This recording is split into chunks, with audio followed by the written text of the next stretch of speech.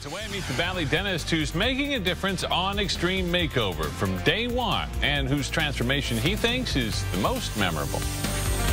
Extreme Makeover Weight Loss Edition is back on ABC 15, and personal trainer Chris Powell isn't the only Valley face involved in the show's jaw-dropping transformations. We caught up with Dr. Badolato, or Dr. B.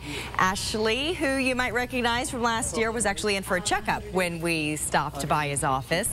She lost 160 pounds, but she says the smile factor just might be the most rewarding part of her makeover. That's the first thing people say to me is, you have a great smile.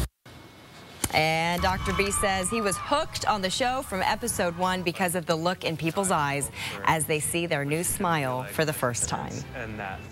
We see that aha moment and, really know that they feel better about themselves.